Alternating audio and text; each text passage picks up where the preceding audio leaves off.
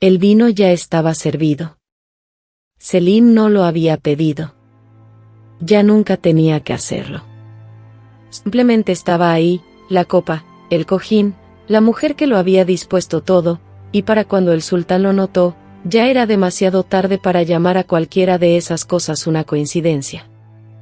Esa fue la noche que los historiadores han pasado siglos intentando explicar. La noche en que el Imperio Otomano pasó silenciosamente de un par de manos a otro. No por la guerra. No por el veneno.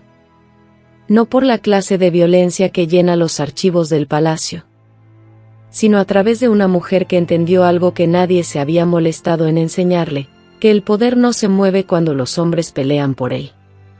Se mueve cuando están demasiado distraídos para notar que ya se fue. Su nombre era Nurbanu Sultán. Y para cuando Selim II comprendió lo que había pasado, ella ya se había vuelto imposible de arrancar. Al final de esta historia, vas a entender exactamente cómo una mujer sin autoridad legal, sin título formal y sin ejército se convirtió en la persona más poderosa del Imperio Otomano. Y cómo lo hizo con tanta discreción que hasta sus enemigos creyeron que estaba perdiendo. Quédate. Lo que viene cambiará todo lo que creías saber sobre quién gobernaba realmente este imperio. El año es 1566. Solimán el Magnífico ha muerto, y la palabra magnífico ya empieza a sonar como un epitafio para toda una era. El imperio que deja atrás es vasto, intrincado, y atrapado en su propia lógica, una institución tan vieja y tan estratificada que funciona casi por instinto. Los visires administran las provincias. Los genízaros sostienen el equilibrio militar. El harén guarda la sangre de la dinastía. Pero la sangre, resultó, también podía administrarse. Selim II llega al trono cargando la sombra de su padre, sin ninguna de las disciplinas de su padre. Bebe. Posterga. Se rodea de comodidad con tanta deliberación que la incomodidad, la clase que produce decisiones, nunca llega del todo a alcanzarlo. Y parada justo detrás de ese confort, exactamente lo suficientemente cerca para volverse invisible, está Nurbanu. Lleva con Selim desde que era príncipe en las provincias. Conoce sus ritmos mejor de lo que él mismo los conoce. Sabe que le aterra, que evita, que lo hace sentir lo suficientemente poderoso como para no hacer preguntas. Ahí es donde comienza su poder. No en la sala del trono. En los momentos que la preceden. El olor a resina de masti que flotaba en los aposentos privados, sutil, casi medicinal, como algo a medio camino entre un remedio y una preparación. Las velas ardían bajas. Siempre había velas ardiendo bajas cuando Selim estaba ahí, nunca del todo brillantes, nunca del todo apagadas. Esa era su preferencia. Él simplemente la había adoptado como propia. Nurbanu había aprendido desde temprano que el entorno moldea las decisiones. Un hombre que entra a un cuarto luminoso y formal, toma decisiones formales. Un hombre que entra a un espacio cálido y en penumbra, toma decisiones personales. Las decisiones personales eran más fáciles de guiar. Se había posicionado no como consejera, no como consorte, sino como atmósfera. Los primeros arquitectos de su estrategia no fueron sus rivales, fueron las mujeres que eligió mantener cerca. Kanfeda Hatun, su confidente más leal, pasó años dentro del círculo íntimo de Nurbanu antes de que los historiadores encontraran su nombre en los registros.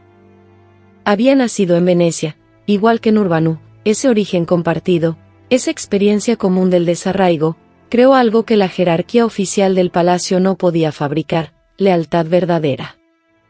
Kanfeda se deslizaba en silencio por los corredores del harén cada día, recopilando información que nadie había pensado en clasificar como inteligencia. Que Odalisca había captado la atención de un visir.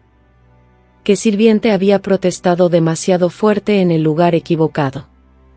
Que rumor avanzaba demasiado rápido en la dirección incorrecta. Para el anochecer, llegaba a Nurbanu. Para el amanecer, había sido corregido en silencio. Esta es la infraestructura que los historiadores rara vez describen, porque dejó casi ninguna documentación. Los registros oficiales muestran los firmanes de Selim. Muestran su sello, sus órdenes, sus campañas. No muestran las conversaciones de media hora que las precedían, sostenidas en un cuarto en penumbra que olía a resina de mastique, entre un sultán que necesitaba consuelo y una mujer que se lo ofrecía exactamente en la forma que él requería. Lo que los registros sí muestran, si sabes dónde buscar, es un patrón de tiempos. Entre 1566 y 1574, los grandes nombramientos domésticos bajo Selim II siguen un ritmo detectable. Cambios en la política del presupuesto administrativo del harén. La elevación de ciertos funcionarios por encima de rivales con mejores credenciales. La discreta destitución de hombres que, en algunos casos, simplemente habían sido demasiado independientes. Estos movimientos no eran aleatorios. No eran reactivos.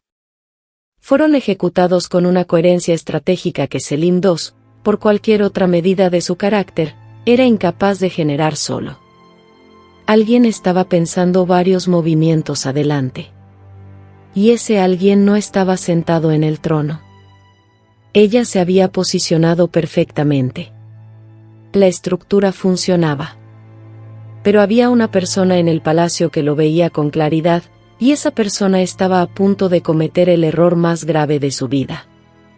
Sokoyu Mehmed Pasha no era un hombre al que se le escaparan las cosas.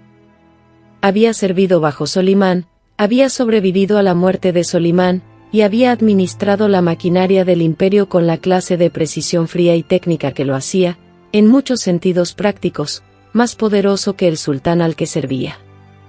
Hablaba 6 idiomas.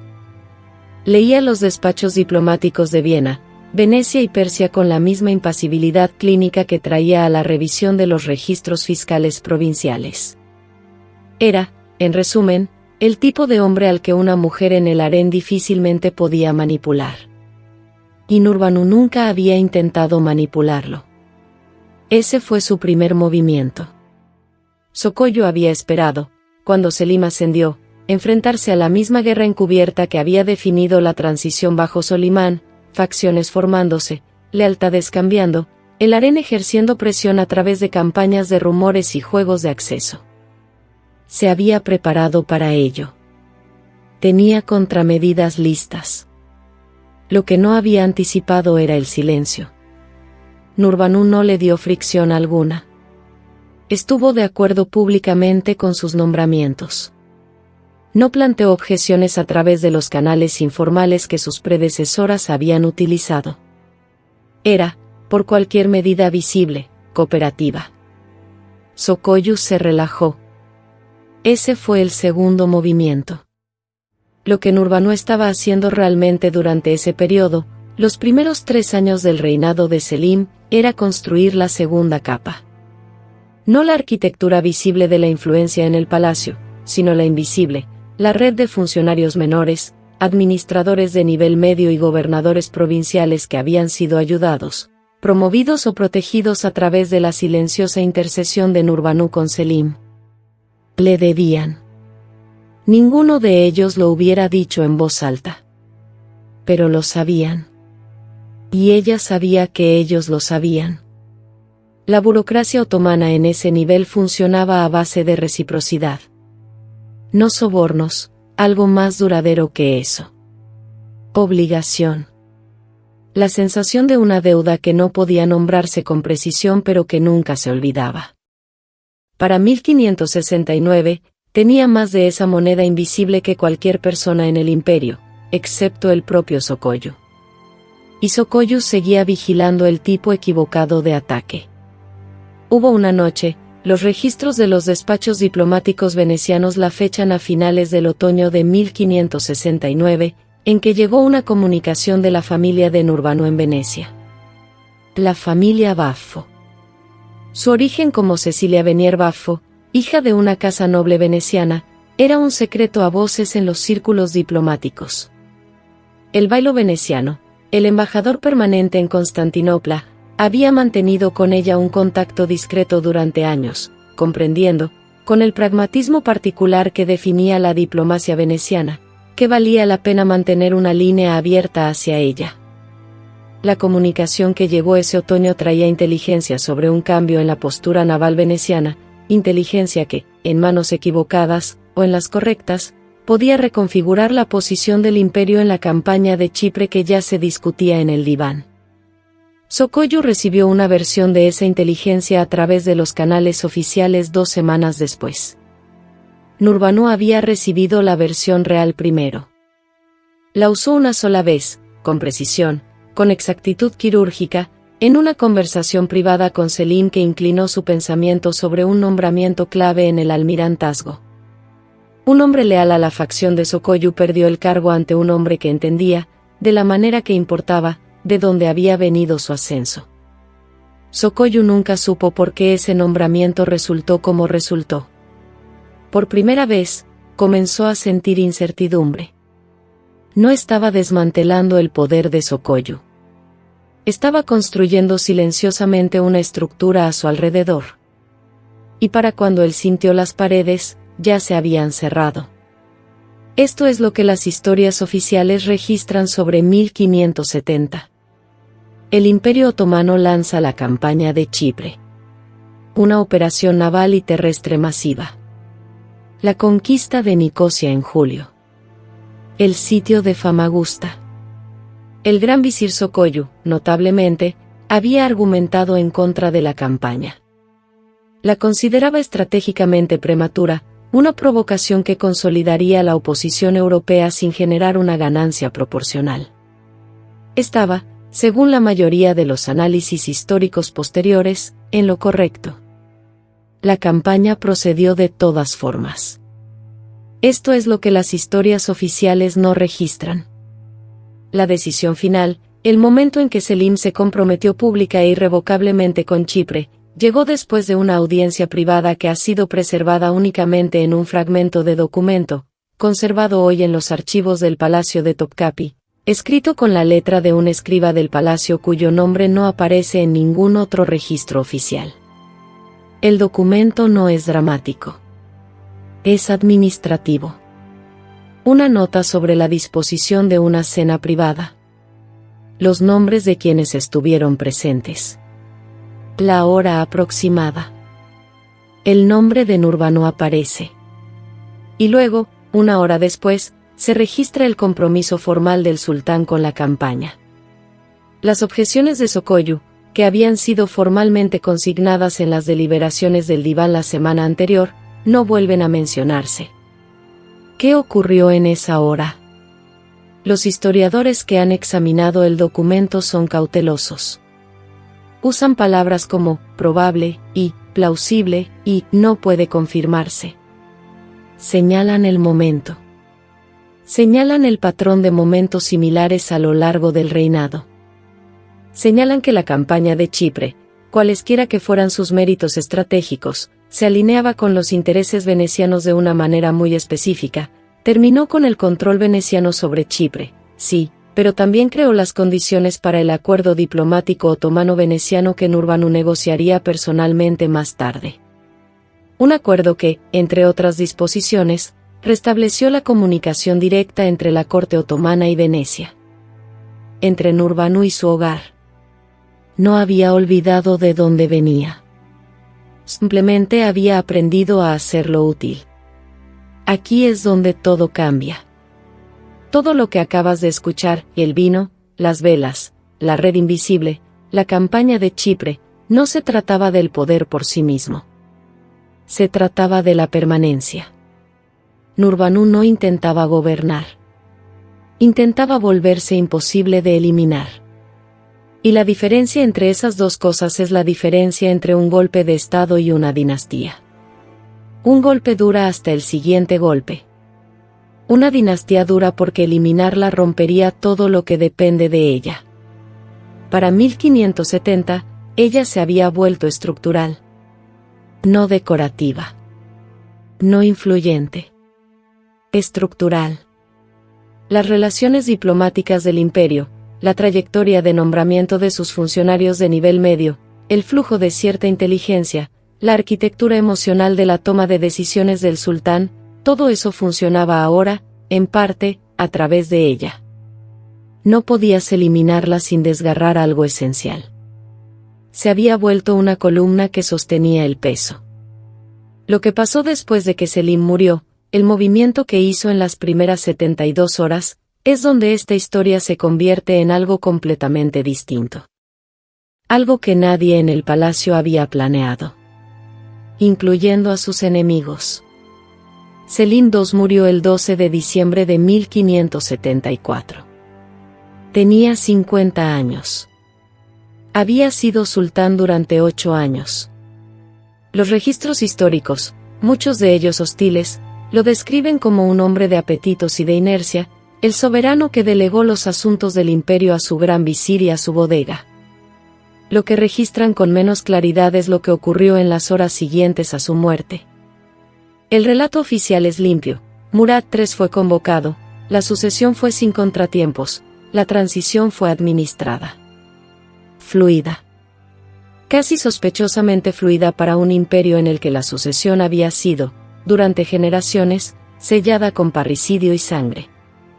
El relato no oficial, reconstruido a partir de los despachos del bailo veneciano, una entrada fragmentaria en el diario de un médico del palacio sin nombre, y una sola carta preservada en un archivo de una familia genovesa, describe algo diferente. Describe a Nurbanu. En las horas entre la muerte de Selim y el anuncio público, antes de que la maquinaria formal de la sucesión hubiera sido activada, había una ventana. Una ventana breve, peligrosa, completamente extraoficial, en la que el resultado todavía no estaba fijo. En la que el ascenso de Murad era probable pero no seguro. En la que una facción suficientemente organizada podría haber complicado las cosas. Nurbanu cerró esa ventana antes de que nadie más supiera que estaba abierta. Había sabido durante semanas que Selim estaba muriendo. Los médicos del palacio lo sabían. Ella lo sabía. Lo que sus rivales no sabían era que había pasado esas semanas en preparación, no llorando, no maniobrando para su supervivencia personal, sino diseñando la forma específica de la transición. Los gobernadores que le debían favores recibieron mensajes que no comprendieron del todo.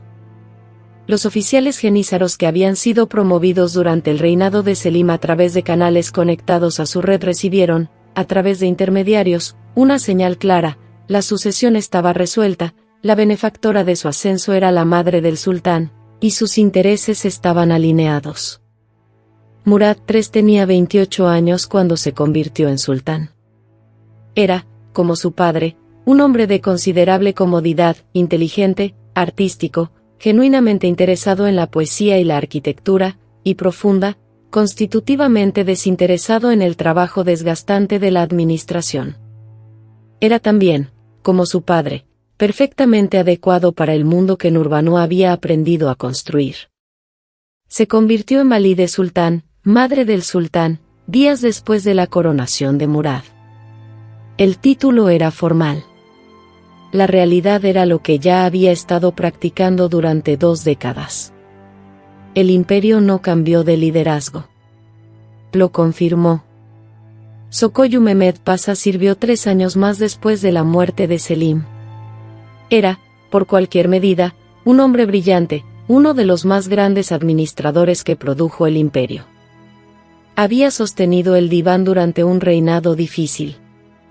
Había administrado las consecuencias de Lepanto, la mayor derrota naval de la historia otomana, con una firmeza que impidió que se convirtiera en una catástrofe. Merecía, en alguna contabilidad estricta del mérito, ser más poderoso de lo que era. Pero el mérito, en la corte otomana de este periodo, no era la moneda dominante. Entre 1574 y 1577, Sokoyu se encontró cada vez más aislado. Los nombramientos que recomendaba eran modificados. Las decisiones que había preparado eran postergadas. La acumulación de pequeñas fricciones que había caracterizado su relación con Nurbanu durante el reinado de Selim se intensificó ahora, pero la geometría había cambiado. Ella ya no operaba a la sombra de su autoridad. Él operaba a la sombra de la de ella. En octubre de 1579, Sokoyu Mehmed Pasha fue asesinado, apuñalado por un peticionario en el diván, un hombre que había acudido a la corte buscando reparación por un agravio personal. El asesino fue ejecutado de inmediato. La investigación fue breve. Nunca se estableció ninguna conspiración. Nadie investigó con mucho empeño. El momento fue señalado en los despachos venecianos con una neutralidad particularmente cuidadosa, la neutralidad de los hombres que entendían exactamente qué había ocurrido y que habían recibido el mensaje, a través de ciertos canales, de que esto no era un asunto que requiriera mayor indagación. Nurbanu era valide sultán. Tenía 60 años. El imperio estaba estable. El caso fue cerrado. Cuando la única forma de asegurar el futuro de tus hijos es sobrevivir a todos los hombres que podrían amenazarlo, ¿eso es supervivencia, o es otra cosa? ¿Y cambia algo la respuesta? Existe una correspondencia, conservada en parte en el Archivo Estatal de Venecia, en parte en el Archivo Imperial Otomano, a la que los historiadores de este periodo regresan una y otra vez. Es la correspondencia entre Nurbanu Sultán, valide sultán del Imperio Otomano, y la señoría de Venecia. Las cartas son formales, diplomáticas, cuidadosamente redactadas de la manera en que toda la correspondencia oficial entre potencias rivales está cuidadosamente redactada. Discuten concesiones comerciales, el estado de los mercaderes venecianos en puertos otomanos, el arreglo de intercambios de prisioneros. Pero la letra es la de ella. Las elecciones de frases son las de ella. El momento de ciertas cartas, llegando presosamente cuando un impas diplomático necesitaba romperse, partiendo presosamente cuando un movimiento militar otomano requería neutralidad europea, es el de ella. Estaba funcionando, en la última década de su vida, como la diplomática más efectiva del imperio. Lo hacía sin ningún título que la autorizara a hacerlo. Lo hacía porque había construido un sistema en el que el sultán, su hijo ahora, no su consorte, confiaba completamente en su juicio, y porque los venecianos entendían que su palabra llevaba el peso del Estado. Ningún documento existe en el que Murad III delegue explícitamente la política exterior a su madre. Ningún documento necesitaba existir. El imperio funcionaba como funcionaba. Había una mujer llamada Safiye Sultán, joven, bella, y muy pronto favorita de Murad, que entendía, de la manera en que las personas ambiciosas se reconocen entre sí, exactamente lo que Nurbanu había construido y exactamente cómo aprender de ello. Safiye se convertiría en valide sultán después de la muerte de Nurbanu. Duraría otros 20 años. Usaría los mismos métodos. La misma paciencia. La misma invisibilidad estratégica. El modelo que Nurbanu creó no murió con ella. Se volvió institucional. El sultanato de las mujeres, el periodo de 70 años en que el imperio fue gobernado efectivamente por las madres y esposas de los sultanes, comienza, según la mayoría de los cálculos académicos, con Hafsa Sultán bajo Solimán. Pero su arquitectura, su lógica operativa, sus técnicas específicas, le pertenece a Nurbanu. Ella fue la que transformó la influencia en infraestructura. Ella fue la que demostró que podía hacerse sin título, sin autoridad formal, sin que nadie en el registro oficial pusiera por escrito jamás lo que realmente estaba ocurriendo. Nurbanu Sultán murió en 1583. Tenía aproximadamente 65 años. La causa registrada fue natural, enfermedad, declive, el término ordinario de una vida que había sido, por cualquier medida exterior, extraordinaria. El imperio que dejó atrás seguía intacto. El hijo que había puesto en el trono seguía gobernando. Las redes que había construido seguían funcionando. Había hecho exactamente lo que se había propuesto. Se había vuelto imposible de eliminar, y luego había sobrevivido hasta que ya no era necesario eliminarla. Hablamos del Imperio Otomano como si fuera gobernado por los hombres cuyos nombres aparecen en los registros oficiales. Hablamos de la visión de Solimán, la administración de Sokoyu, las campañas de Selim. Hablamos de la arquitectura del poder formal, el diván, los genízaros, el sistema de Psirme, la jerarquía de títulos imperiales. Y todo eso es real. Todo eso importó.